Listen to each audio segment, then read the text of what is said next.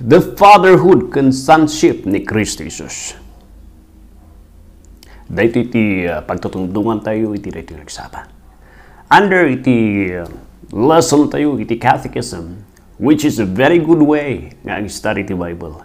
Well, don't you know, nga iti umununa, iti umununa nga Christians, kat adu dagiti nagbaling nga defenders, iti truth, kaya dagiti anak da, kat na amudang intakdor ti pamati da, and naipreserbar ti kinagpaiso, because dagi chimpu iti Christians, nga nang usasad iti proseso iti catechism, kat nasawan, kat question, saludsud, kun sumbat. Inusara da iti tapno, mapreserbar iti truth, and ti resultana da ito, kat the younger generations, and iti truth ni Apo Diyos, kat it was preserved to the children, and to the next generation. Itatang panawon kat we do not use that word nga catechism. Ti ususaron to itata kat we go for a Bible study. And usually ti mangyari pa no Bible study, awan pa iti saludsod, taphabulan ti oras no da duma. Isu nga mag-ignore dagiti saludsod. And sometimes ure dagiti tattao mabahinda pa yung agdamag. And more unulanan iti doubt dagiti agdangdangag concerning tahang masumsumbata di question da. Tamabahinda, siya idamang opiman, kan iti daduma kat handamot nga malipatan da nunalpas. Eno daduma uray pa iti Sunday school tayo, sinukatan na iti catechism. Nagbaling nga iti nang sublat na iti nga proseso tapos maisuro iti sa ti Diyos kat Sunday school. Eno daduma raspay iti Sunday school tayo tapos habulan tayo iti preparasyon iti worship service. Awan pa iti question and answer na no daduma, although ada tinadagsan para next no next na reserve ko man di sa lunsod ng nalipatanan. Well, inalak na ito nga proseso because I saw and nakita kiti mo na kiti leaders ure kanya kat I have many questions concerning iti faith. I have many doubts kiniya po before that nagbunga ka nagrana, I mean, nagramot gapustahaan nga nasumbatan dagiti adu nga salusot ko. And because of that, ito no nagtiriknak kan panunod ko, there is a silent rebellion iti Diyos. Nga ako yung pakpakita kini amak kini inak. But deep within, I question ni Apo Diyos. And when I ask a lot of people, I could not blame them. Ako kahit nga papasulon ni Suda ta anya da nga agrurugi damot piman, but they could not answer some dagiti questions ko. And because of that, kat gapusujay kat naurnong ti saludsod, and there was a silent rebellion and hatred nga nabuo kanyak may panggap iti Diyos. Catechism, lately lang kat nakita ti importansya na. We use this ti devotion me, dagiti anak ko, dagiti pamilya, ay adat di sursulutan me, and we use guidelines, questions, and I question my children. Iti salusot tatang atungtungan tayo, what do you think? And sagsagay sa bagay ubing iti sumbat da, and kitaan tayo no agpaiso da kita sumbat iti sa uti Dios. That is what we do. And I don't like nga ma-deprive kayo nga ma-miss you mat di bendisyon iti catechism nga dayto, especially iti growth you, even to your children. Kalkaro iti panakamo matikin agpaiso. And hoping the next generation nga sumarsalo nung umangdong pa iti records tayo kat agbinipisyo da iti dating records tayo. The fatherhood and sonship ni Kristo, dahito iti tungtungan tayo. For others, they believe nga ni Jesus Christ kat pinutot ni Diyos Ama kini Maria. So there was a relationship ni Diyos Ama kini Maria, and ada tinangyari kanya nga dua katibungan na ket ni Maria. Isong nga gito iti Mormon. Tinaduma ko nara ni dagiti Muslim kat kunada no ni Diyos Ama kat Ama kat ni anak kat anak. Adi pay parihas nga rod ni Diyos Ama ni David nga anak ta imbaga ni Apo Diyos kini David iti Psalm chapter 2 nga anak na ni David. He called ni David nga son of God. Uray sika nga Kristiyano, kunam kat Januan tol binawat mo ni Kristo Jesus kat agbaling ka nga anak ti Diyos. So ibagbagayo nga parehas kayon kay ni Diyos Ama. So equal kayo kindi Diyos Ama nga rod. So that is on the side ng Muslims. Iti side matitimay sa mga kasabay ti Mindanao nga ni Kibuloy. Kunana, he is called the appointed son of God.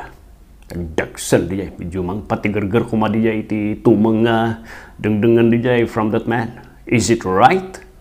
Is it okay for a man to claim that he is an appointed son of God? Or is that kat may sa kadi nga blasphemingahan nga dapat nga basta'y nagnagan? So that is the issue nga pagtutungtungan tayo, and sagana iti ububot yuta nagdengag, and we'll go to this panangwarwar tayo dito, gabiyunon tayo tidagana tayo sa uti Diyos may panggap tayo nga issue.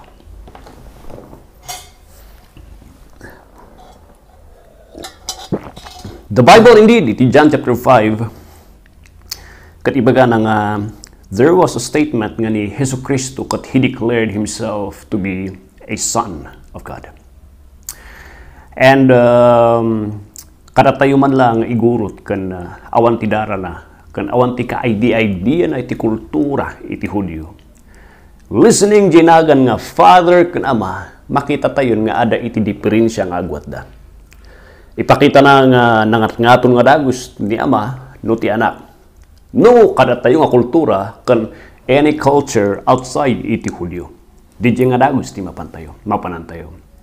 So nga drumwar nga, siyempre nangat-ngaton ni Diyos Ama. So nga nabangon nagtidadum mga sekta, nga handa nga patiyan ti kinadiyos ni Kristo. But when you explain iti fatherhood kan sonship ni Kristo Jesus, we must go back iti kultura idi tapno may preserbar di meaning kan kapapanan na dayto yung titulo, because nadayaw dayto nga titulo nga hanga basta-basta nga mainagnagan iti kinkinapurmi. Iti John chapter 5 verse 18, kung ani Hesus Kristo, dayto yung time nga nagasa na yung paralytic man, naguuray yung Bethesda, yung pool ti Bethesda. Hoping nga dati mang sagid nga anghel yung pool, kat biglang agtaray jay, nga maagasa na isuna, and nakita ni Hesus Kristo isuna, nasyan ni Jesus kanya na, and Jesus healed this paralytic man on the day iti Sabbath day, nga bawal iti Hudyo day. Kuna na Jesus ti 17, but Jesus answered them, my Father worketh hitherto, and I work. Therefore, the Jews sought the more to kill him, because he not only had broken the Sabbath, but said also that God was his Father, making himself equal with God. Iti Ilocano, kuna na dito'y 17. Kinuna ni Jesus, kadakwada, agtartrabaho ni amak aging gana ita, ket masapulmot nga agtrabahowak. Adadamanen, tipingat, dagiti Hudyo amang papatay ken kuana. Gapu iti daytoy asauna. Tasaan na lang sinalungasing tilinteg ti aldaw di Sabbath day, panaginana ngem inbaga na pay nga mana ti Dios ket iti kasta inpada na iti bagina iti Dios. Haan nga naidlembang nga iti Biblia ket uray ni Hesus Kristo ket he made some statements referring of his sonship kini Diyos Ama. Kada tayo tatakot kasla baliwala lang diay. But in the culture iti Hudyo nga binangon ni Apo Diyos. Dahito iti may sa nga rason nga mamin nga istay ma-erase dahito yung nasyon iti Hudyo. And yet, nagribil dida nam yet the Lord preserved iti nasyon nga Hudyo, dati Jew, dati Israelites. Because God has intention iti panunot nga there will be a unique tradition nga bangunan na dito'y Hudyo nga tribu. Nga numayanak to ni Kristo Jesus, it will prepare the minds of the people nga maawatan dati kiniasasino ni Jesus.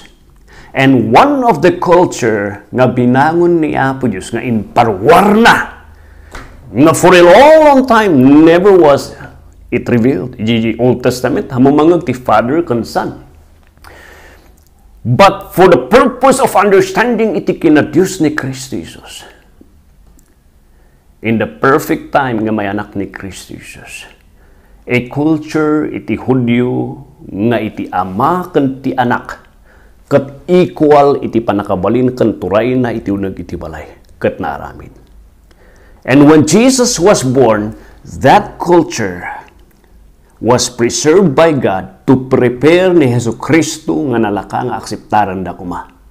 Isu nga kuna ni Kristo Jesus inagasan na di paralitiko ket kunana ni amak di emphasis nga my father nga today dagiti kultura ti Hudyo kunana nagwala dagiti leaders dagiti Hudyo dagiti Jewish religious people, and they would like to kill him because of blasphemy. Anya tinaramin na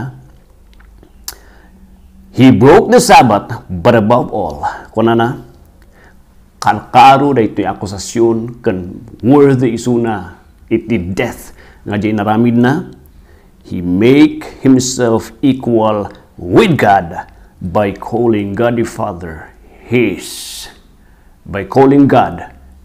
Father nga iti konteksto kon kultura ti Hudyo idi hanga ti igurot kan Amerikano kan Chinese kan Japanese iti kultura ti Hudyo idi there is a title of equality.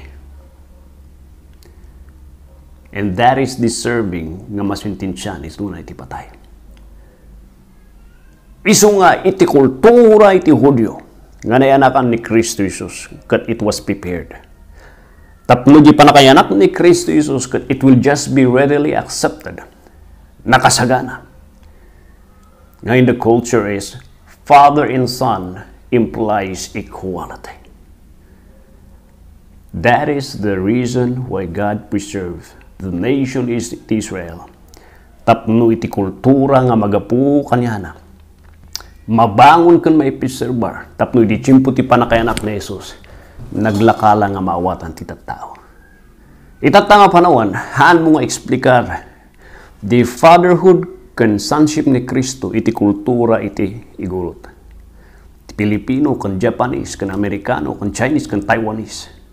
Because if you're going to explain the fatherhood and sonship ni Kristo in our own culture, agbalin nga bumaba ni Hesus Kristo. And that is an unfair way of ti panang-explain iti scripture on the issue ti fatherhood and sonship ni Kristo.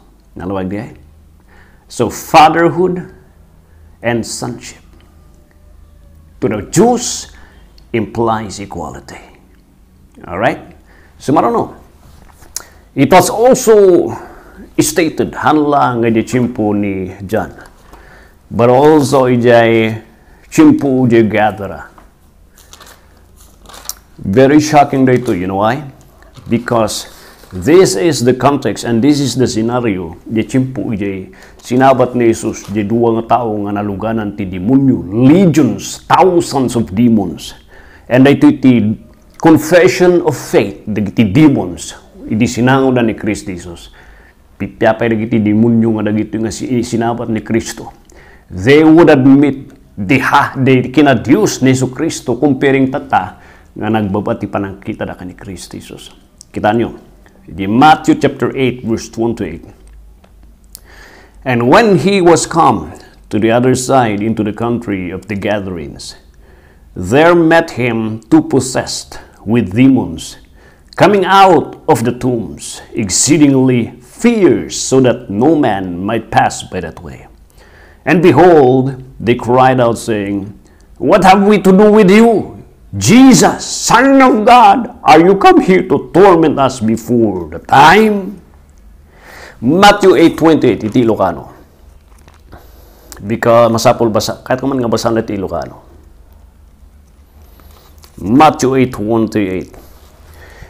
Iti dumteng ni Jesus iti dagadag iti Gadareno, iti balasiw ti danaw. Sinabat ti dua alalaki anagapu kadagiti rukib o dagiti kuweba pagigananda. Linuganan da ida iti demonyo ket palalo ti rungsok da. Iti kasta awan makaiturod nga magnaijay adalan. Ini maka asidagda ken Jesus nagikisda, nagpukaw na, adagos. Ket kanunada, kankwana, anak ti Diyos, anya ti kayat mo nga ramidan ka na kami. Umay na kami kadidusan, sakbay tinaituding nga timpo. Could you see this statement? That is a confessional statement, iti demonyo. And that confession is a biblical statement. Pipiyada pa'y, amuda, iti doktrina da, may panggap kini Kristo. But here can we see, though amuda, iti may panggap ti kina Diyos ni Kristo, they will still be punished iti hell. When the two men nga naluganan iti thousands nga demonyo, kunana, anya ti rason nga dati, kapay natin kastami kanyang nga umay ka rito. Sikal nga Jesus, thou Son of God. And when the devils made a statement about Son of God, that is a title nga amuda of equality kini Diyos Ama. Kasat numot, pastor, kita nyo rito Art thou in may kakadi, tapno dusaan da kami, sakbay, ukuman da kami, sakbay di tiyempo. There is only ti panunot iti tao. There is only, ora iti Biblia, there is only one that can judge man iti hell. And isuna ni Apo Diyos. And here are the devil making a statement that Jesus is the Son of God and He is the great judge nga mangukum kanyada, implying nga as the great judge, He is God equal with God the Father. So ito iti pangkitaan tayo. Dahito iti point tayo may panggap ti panagbalin nga anak iti Diyos. Pastor, apay agsabali kadi iti kahit nangasawan jay panagbalin nga anak ni Hesus Kristo, tayo ti Psalm chapter 2 kat ni David kat nayaban mo't nga anak ti Diyos. Datayo nga imawat ka ni Kristo kat naadaptar tayo nga anak ti Diyos. Di panagbalin kan title nga anak ni Diyos, anak ni Ama, the Son, anak ni Apo Diyos. Di title nga nausar, the Son of God, nga title nga nausar kini Diyos Ama, is a very different title. Iji panakausar nga titulo ni David. In Psalm chapter 2, it was declared nga David was called by God to be his son. And that statement nga na-title kini David, kat it is a statement of greatness ni David because he's going to conquer nations. And nobody will destroy iti pagarian ni David in his time of rule. So the title ni David as a son of God is a title of greatness. Hanga title iti panagbaling nga Diyos, equality ti Diyos. It is a title of greatness of being a great conqueror di timpuna. The title nga nausara kada tayo nga nagbalin nga anak iti Diyos, it is a title of relationship nga inted kan insagot iti Diyos. That is a special title only given by God to a traitor people, to a rebellious people deserving to be judged in hell. And now, gapus ni Kristo kanti panagbabawi ng asinsiro, they were given a special relationship of acceptance nga may ngayon iti pamilya iti Diyos. So that is a title nga hangad panagbaling nga Diyos tayo. Tako na da, ni David Diyos, datay mo kod Diyos tayo, kasla ka niya po Diyos. No. Our title nga panagbalin, nga nagbaling nga anak ti Diyos, kat it is a title of having itinabalbaliwan nga relasyon iti Diyos. Nga from a rebellious, condemned, guilty sinner, we were given a special relationship nga adopted children iti Diyos. So that is a different title. Iti title ni Christ Jesus as a Son of God, in His statement, in the demonic confession of faith, that is a different title. That is a title of equality. Equality kini Apo Dios. That's why haan nga mabalin nga ibagbaga ni Kibuloy nga he is the appointed Son of God, because that claim is already blasphemy, making himself nga Diyos, nga equal kini Diyos Ama. So that is a wrong title nga address na tibagina, making himself equal with God the Father. And watch out for these people using the title Son of God. There is only one Son of God. Yung di Son of God nga kukuna tayo kat di Son of God nga title nga Diyos. There is only one who deserves to be called Son of God. In the title, iti equality kinama. And his name is Jesus. And you can trust Jesus since he is God. And he is able to save you. No tal kamisunay tibiyag mo. God bless you, my friend.